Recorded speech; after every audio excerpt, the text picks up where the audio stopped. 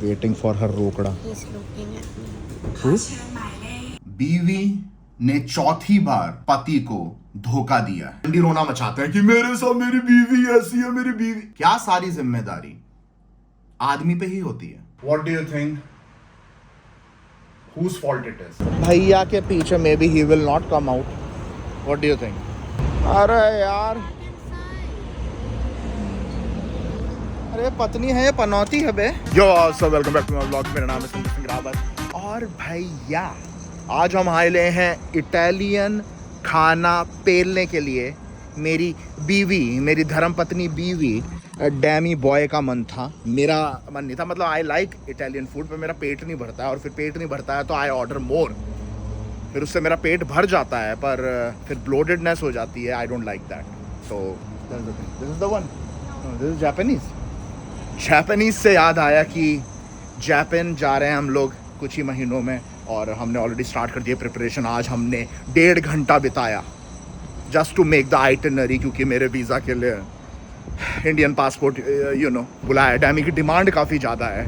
3 दिन की छुट्टियाँ हैं डैमी की, उसके बावजूद भी उसको कॉल आया है तो वो जा रही है क्योंकि पैसा मिल रहा है उसको, इसलिए जा रही है. तो अपने पुराने हॉस्पिटल में जा रही है फॉर डैमीज़ डिमांड. वैसे मैं आता नहीं क्योंकि मैं कभी नहीं आता हूँ. 1 घंटा कौन ख़राब करेगा, 1 घंटा लगेगा डैमी को हॉस्पिटल में. पर हमें डिनर यहीं पे करना था तो मैंने सोचा आ जाते हैं भाई, क्या दिक्कत है कि नहीं. इसी बात पे लाइक ठोक दो ओपी हस्बैंड बाबा के लिए, और सब्सक्राइब नहीं किया तो सब्सक्राइब कर दो. जी हाँ, ये रहा डैमी का फर्स्ट एवर, जहाँ पे पहली बार जॉब लगी थी डैमी की. 1 घंटा शी कैन स्पेंड हेयर. अब वो काम करेगी, बाबा नर्सिस से बातें कर लेगा. मन बहलाने के लिए कुछ तो करना पड़ेगा ना, वरना तुम्हें पता ही है हॉस्पिटल इस तो. ये देखो काफ़ी अच्छा हॉस्पिटल है. पक गया मैंने सोचा स्टारबक्स जाके कॉफ़ी पीऊँगा, गया ही नहीं. पक गया. पैसे का रोकड़ा चाहिए भाई, रोकड़ा. वेटिंग फॉर हर रोकड़ा. He's looking at me. Who? I was like, who the f is looking at you? कान तोड़ देता हूँ. हाँ जी भैया, रोकड़ा मिल चुका है. अब इसी रोकड़े का डिनर पे लेंगे. सो डैमी dinner is on you. 1 minute के लिए मन किया कि टाको बेल भी पेल लें, पर मेरी बीवी ने मुझको आंखें दिखा दी कि उसको इटालियन ही पेलना है. तो क्या कर सकते हैं, चलो इटालियन ही पेलते हैं. ये आ गया बाबा का favourite pumpkin soup with bread. डैमी का खाना अभी तक नहीं आया, मतलब ये तो एपेटाइजर है of course. This is the best thing भाई, मज़ा आ जाता खा के. ओहो जी, ओ जी, ओ जी, ओ जी रे, ओ जी, ओ जी, ओ जी. You are gonna eat raw bread. घर पे पड़ी मैदे वाली वो खा ले. या but you can dip like this. Oh, and then roll it, put it in your mouth like this. Oh my god, bread is so good भाई, क्या बात है. कॉफी हो रही है, ऊपर से pumpkin soup is so good. Hot but good. Try it, so good, so good. Thank you. यार ये बाबा की वाइन, ऑब्वियसली इटालियन पेल रहे हैं तो ऐसा हो ही नहीं सकता कि वाइन ना पेले बाबा. ये आ गया बाबा का pork chop. ये आ गई डैमी की, I don't know what the hell is this, and this is our margarita. I like that. मेरी नशेड़ी बीवी की नशेड़ी ड्रिंक. पॉर्क चॉप हो रहा है 1 नंबर, and this is good too. Pork chop हो रहा है 1 नंबर, गुड. हाँ. As much as I don't like making these kind of videos, sit down videos, जहाँ पे मैं बैठ के तुम लोगों को कुछ बताता हूँ अपनी एक्सपीरियंस से, या तो मैंने किसी करीबी को देखा है उस चीज़ को एक्सपीरियंस करते हुए.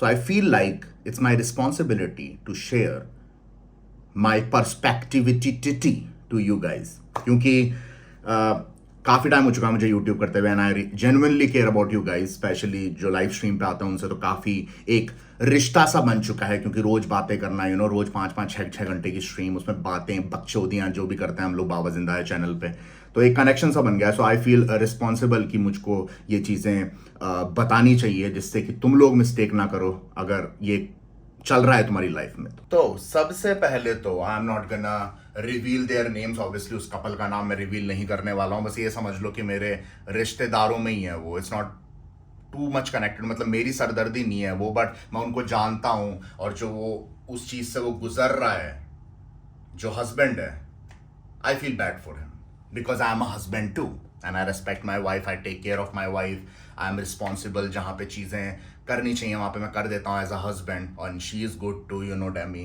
काफ़ी अच्छी बीवी है हमारी, मतलब बाबा की, नॉट हमारी, बाबा की। हस्बैंड वाइफ है, ठीक है।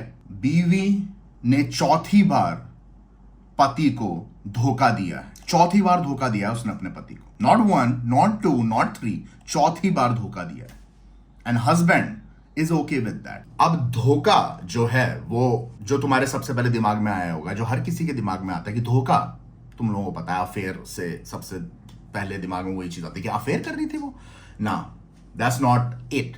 धोखा है पैसों के मामले में।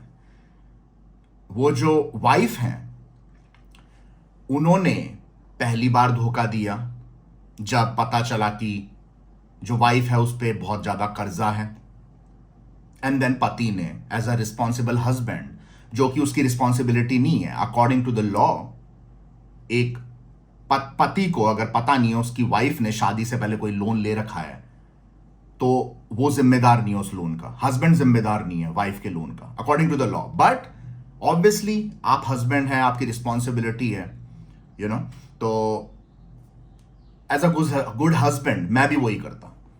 हस्बैंड ने चुका दिया लोन बीवी का पहली बार, ठीक है।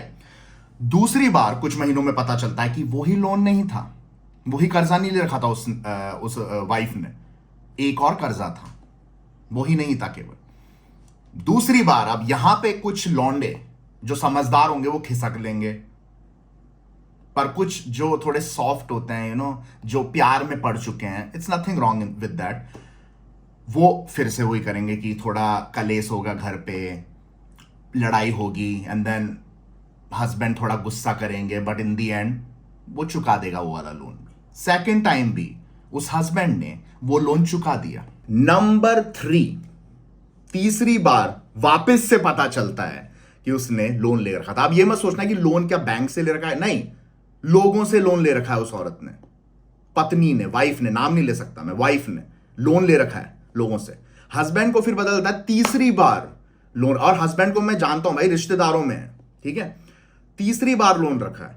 यहां पे एज अ हस्बैंड मैं इस चीज को, तो पैसा गया भाड़ में, पैसा जितना ही, यू नो, पैसा इज वेरी इंपॉर्टेंट, मनी बहुत इंपॉर्टेंट है, चाहे से जो लोग बकचोदियां काटते हैं कि पैसा इतना जरूरी नहीं है, नो इट इज, पैसा बहुत ज्यादा जरूरी है, दुनिया पैसे से ही चलती है, और सोसाइटी इस तरह से बन रखी है, अपना समाज इस तरह से बन रखा है कि अगर आप पैसा नहीं कमा रहे हो, स्पेशली एज अ मैन, तो कोई रिस्पेक्ट नहीं करता है आपकी। इसके बाद अब कोपिंग मैकेनिज्म करते हैं लोग कि भैया पैसा इतना जरूरी नहीं है क्योंकि उन्होंने खुद ने नहीं कमाया होता है कभी, तो वो, you know, just, you know, वो अंगूर खट्टे हैं वाली बात, तो इट्स ऑल बुलशिट, पैसा कमाना बहुत जरूरी है, इट्स वेरी इंपॉर्टेंट।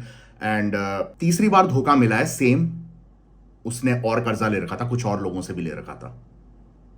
मैं यहां पे होता है एज अ हस्बैंड, मैं तो किसी हालत में, पैसों की बात नहीं है, मैं तो किसी हालत में उस औरत के साथ नहीं रहता उसके बाद, क्योंकि 2 बार धोखा देने के बाद तीसरी बार धोखा दे रही है तू, there is no way I will stay with you. पर वहीं पे हमारे हस्बैंड ने, मतलब उसके हस्बैंड ने, हमारे नहीं, उसने फिर से वो लोन पे किया जहां पे उसके मम्मी पापा हैं, जहां पे उसके बच्चे भी हैं। द गाय इज 40, अबव 40, 40 साल से ऊपर का आदमी है, बच्चे भी हैं उसके बच्चों का फ्यूचर भी है, उसको पैसा भी बचाना बच्चों के एजुकेशन के लिए, उसके मम्मी पापा बुढ़े हो रहे हैं, उनके लिए भी पैसा बचाना पड़ेगा कि उनको कुछ हो जाता है, यू नो, हॉस्पिटल में खर्चा तुम्हें पता है क्या होता है बुढ़ापे में। तो वहां पे वो उन चीजों की सोचने की बजाय he still paying loan of his wife तीसरी बार। और वहां उस टाइम पे मुझको अभी भी याद है, मेरी बात हुई थी उस इंसान से, उस हस्बैंड से, और मैंने उसको समझाया था कि लोग, first time it's okay, second time it's okay, third time भाई उसकी आदत सी बन चुकी। Don't you think she is using you for money? And then he's like, what to do? I love her. She is my wife. It's my responsibility. I was like, no, it's not. तीसरी बार उसने तेरे को धोखा दिया है, जहां पे तेरे माँ बाप भी हैं जो बुजुर्ग हो रहे हैं, बुढ़े हो रहे हैं, तेरे बच्चे हैं, उनके स्कूल की ट्यूशन फी और उनके खाना पीना, उसका खर्चा आने वाला है, and then you still paying off that loan.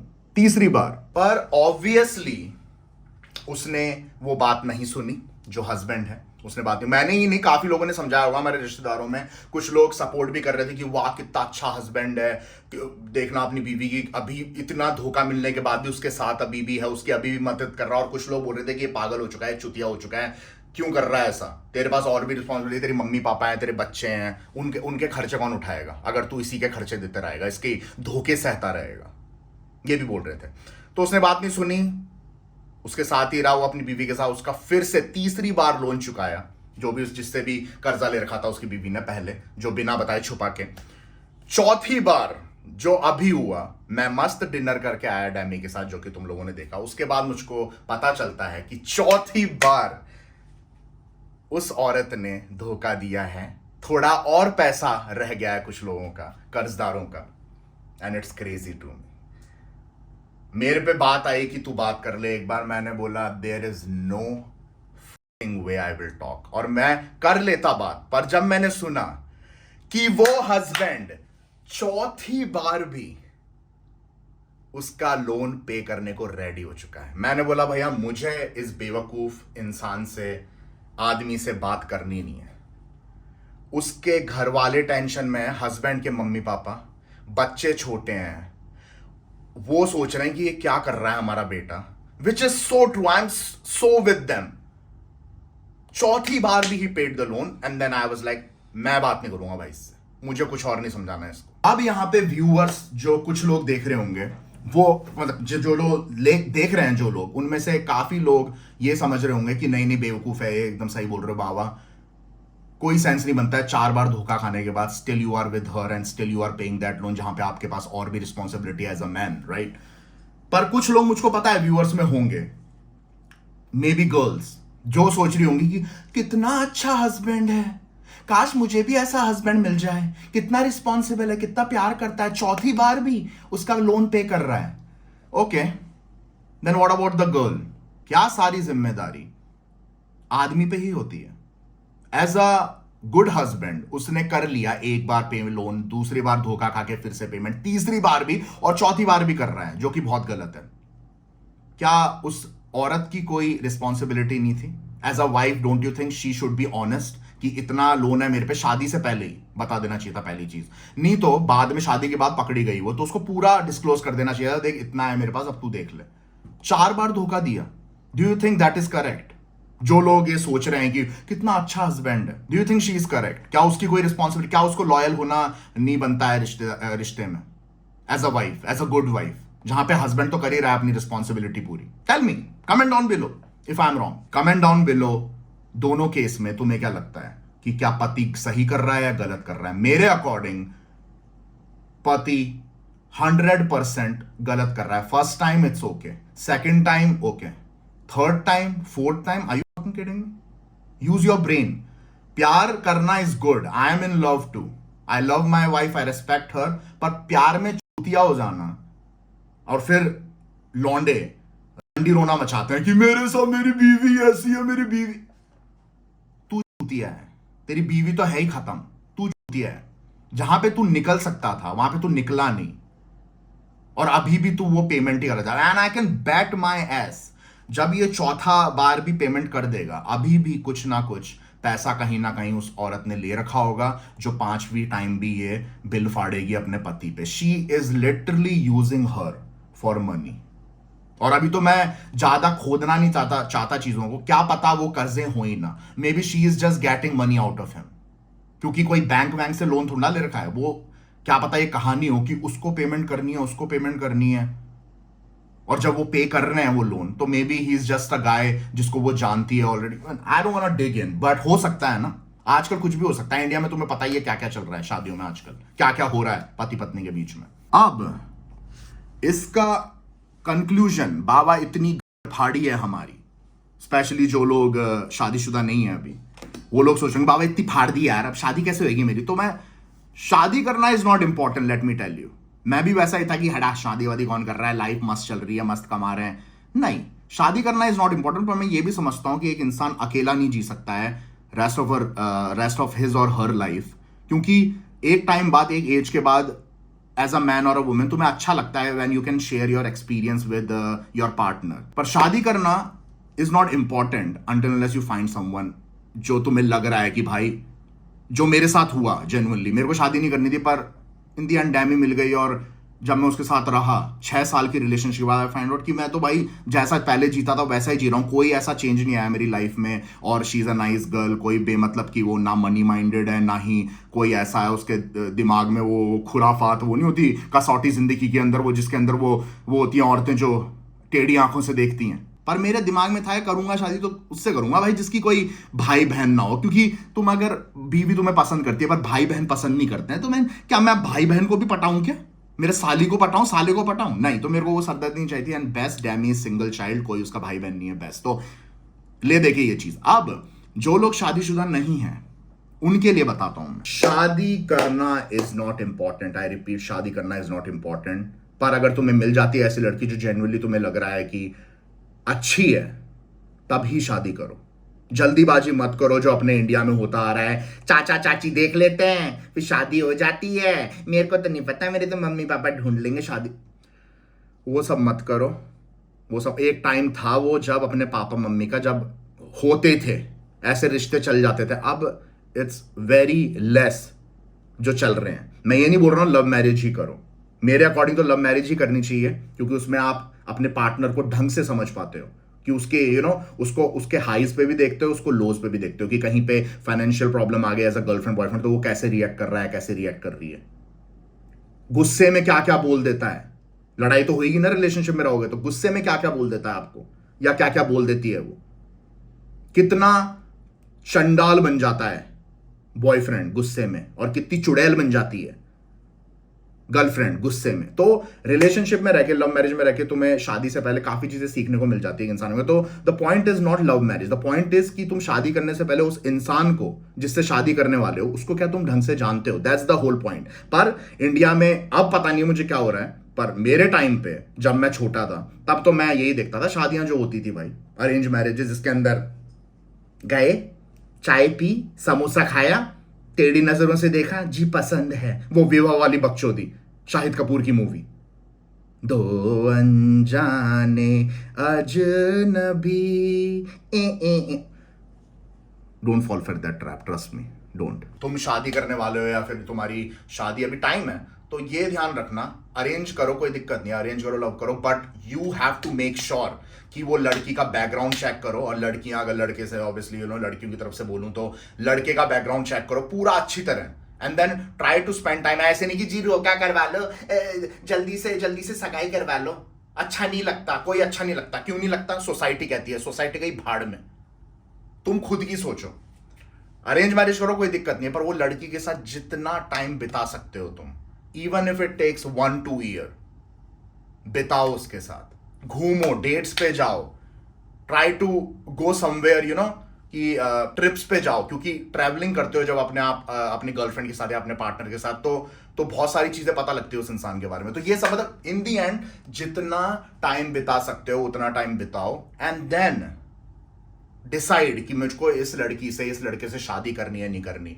मैं बता रहा हूं कितना ही तुम इन्वेस्ट कर लो, एज अ मैन बात करते हैं क्योंकि आई एम अ मैन, तो लड़कों के पॉइंट ऑफ व्यू से बात करते हैं, कितना ही तुम पैसा बचा लो, कितना ही तुम इन्वेस्ट कर लो गोल्ड पे, लैंड पे, स्टॉक्स पे, क्रिप्टो पे, कितने ही बढ़िया बढ़िया डिसीजन लेके तुम अपनी लाइफ को मस्त बना लो एकदम, कितना ही पढ़ाई लिखाई कर लो, पर जो सबसे इंपॉर्टेंट डिसीजन होता है एक आदमी की लाइफ का, to get the right spouse, पत्नी अच्छी है या नहीं है, ये सबसे बड़ा डिसीजन होता है अकॉर्डिंग टू मी एक आदमी की लाइफ में। जहां पे उसने ये गलती कर दी ना, इस डिसीजन लेने में गलती कर दी कि पत्नी मेरी ये होगी, खत्म है। कितना ही तुम इन्वेस्टमेंट लो, कुछ भी सब बर्बाद कर देगी वो। द बिग एग्जांपल इज जो मैंने अभी तुम्हें दिया, वो पति चौथी बार अब लोन पे करेगा अपनी बीवी का, तो उसने जितनी भी पढ़ाई करी है, जितना भी इन्वेस्ट किया होगा, सब कुछ धरा का धरा रह गया, उसकी लाइफ स्पॉइल हो चुकी है। That's why the most important thing, the most important decision of your life is spouse. क्या तुम पत्नी या लड़कियों के लिए पति करेक्ट चूज कर रहे हो, सही चूज कर रहे हो या नहीं कर रहे हो? गलत करोगे, बेस्ट ऑफ लक। तो डैमी घर पे आ चुकी है, मैं उसको पूरी सिचुएशन बता चुका हूँ ऑलरेडी, बट यू नो उसको मुझको पता है उसका ओपिनियन क्या है, पर तुम लोग भी जान लो एक बार। डैमी, what do you think, whose fault it is? Husband, is he right what he is doing, or he is completely wrong? 100% husband. Husband fault, right? Mm. He should not go this far. Mm.